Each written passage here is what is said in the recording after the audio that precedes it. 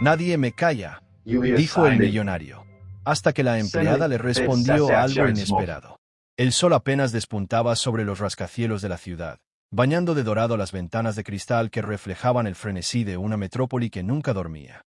En el ático de la torre más alta, don Álvaro Montenegro, el magnate más temido y respetado del país, observaba al amanecer con una taza de café humeante en la mano.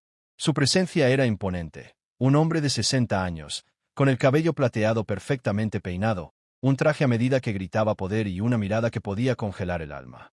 «Nadie me calla», solía decir, con una voz que retumbaba como trueno, cada vez que alguien osaba contradecirlo.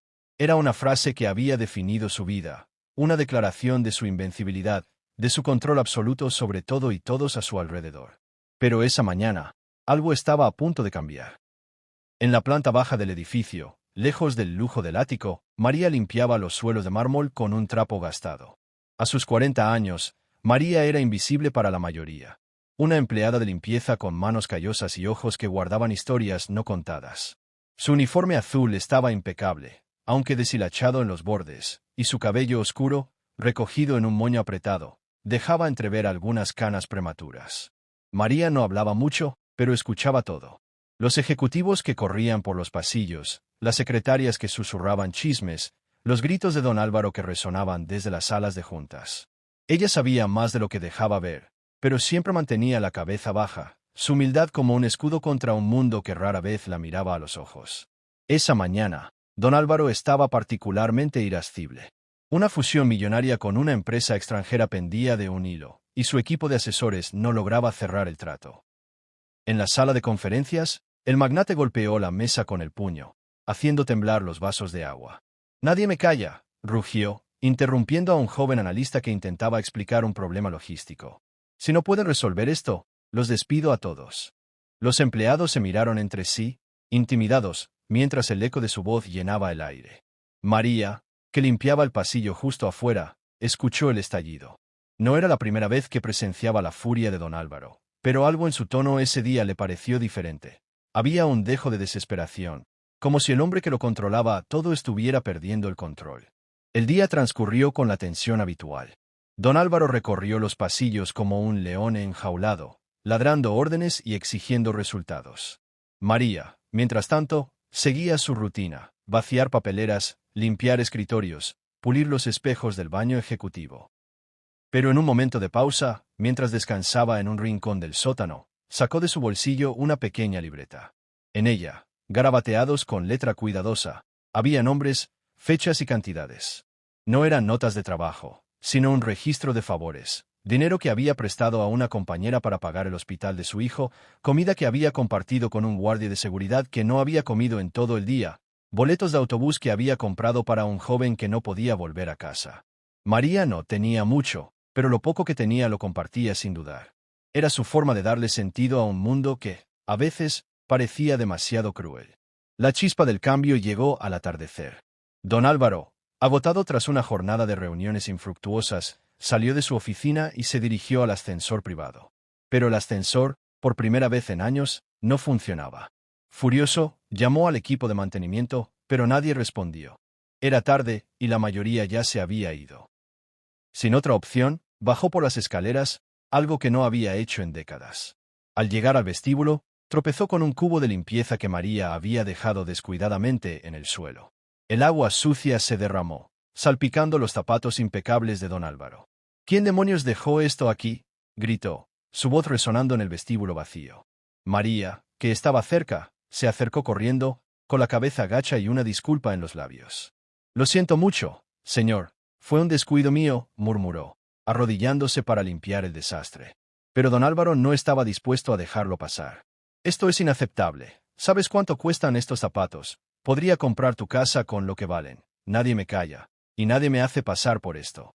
Su rostro estaba rojo de ira, y María, aún de rodillas, sintió el peso de sus palabras como un golpe. Pero entonces, algo dentro de ella se rompió. No fue la ira, sino una calma profunda, como el silencio antes de una tormenta. Se puso de pie lentamente, miró a don Álvaro a los ojos, con una voz suave pero firme, dijo: «Señor, con todo respeto, no son sus zapatos los que hacen que la gente lo escuche.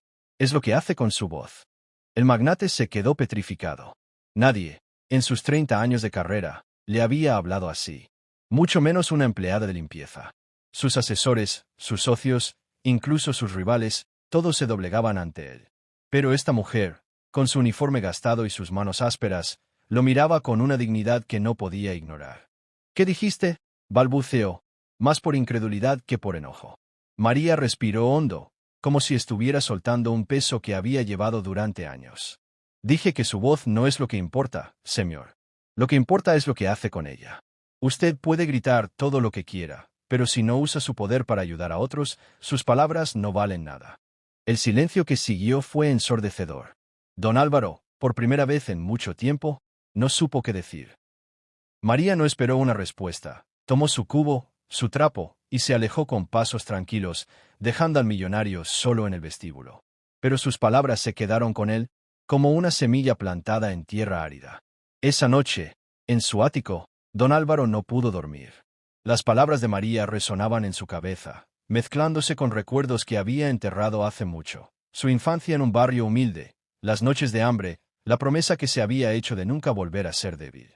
En algún momento, esa promesa se había convertido en una obsesión por el control, por el poder, por el silencio de los demás. Pero María, con su sencilla verdad, había roto algo en él. A la mañana siguiente, don Álvaro convocó una reunión de emergencia con su equipo. Todos esperaban otro estallido, pero en cambio, el magnate habló con una calma inusual. Vamos a crear un fondo, anunció. Un fondo para ayudar a los empleados de esta empresa, a sus familias, a las comunidades donde operamos. No quiero que nadie en esta compañía pase hambre, que nadie tenga que elegir entre pagar una factura médica o comprar comida. Los ejecutivos se miraron, atónitos. Nadie se atrevía a preguntar qué había provocado este cambio, pero los rumores comenzaron a circular. Algo había pasado con don Álvaro, algo que lo había hecho diferente. Días después, María fue llamada a la oficina del magnate. Temiendo lo peor, entró con el corazón en un puño. Pero don Álvaro no estaba sentado en su trono de cuero. Estaba de pie, junto a la ventana, mirando la ciudad que había conquistado. María, dijo sin volverse, tú no lo sabes, pero me salvaste. Ella frunció el ceño, confundida. No entiendo, señor. Él se giró, y por primera vez, María vio algo nuevo en sus ojos, vulnerabilidad. Me recordaste quién era antes de todo esto, continuó. Me recordaste que el poder no es gritar más fuerte, sino hacer algo que valga la pena. Quiero que dirijas el fondo que creamos. Nadie conoce las necesidades de la gente mejor que tú. María no supo qué decir. Ella, que nunca había pedido nada, que siempre había dado sin esperar, ahora tenía la oportunidad de cambiar vidas a una escala que nunca imaginó. Al principio, dudó. ¿Cómo podía ella, una empleada de limpieza, liderar algo tan grande? Pero entonces recordó su libreta, los pequeños actos de bondad que había registrado, los rostros de quienes había ayudado. Si podía hacer una diferencia con tan poco, ¿qué podría hacer con más? El fondo se convirtió en un faro de esperanza. Bajo la guía de María, se construyeron escuelas, se pagaron tratamientos médicos, se dieron becas a jóvenes que soñaban con un futuro mejor. Don Álvaro, por primera vez, sintió algo más grande que el éxito, sintió propósito. Y aunque nunca dejó de ser un hombre de carácter fuerte, su grito de «nadie me calla» se transformó en un lema de acción, no de dominio. María, por su parte, nunca dejó de ser la mujer humilde que limpiaba los suelos, pero ahora lo hacía con una sonrisa, sabiendo que su voz, aunque suave, había cambiado el mundo. Y así, en una ciudad de rascacielos y ambiciones, una empleada de limpieza le enseñó a un millonario que el verdadero poder no está en silenciar a los demás, sino en escuchar, en dar, en transformar. Porque al final, no son los gritos los que resuenan, sino los actos de bondad que, como ecos, perduran para siempre.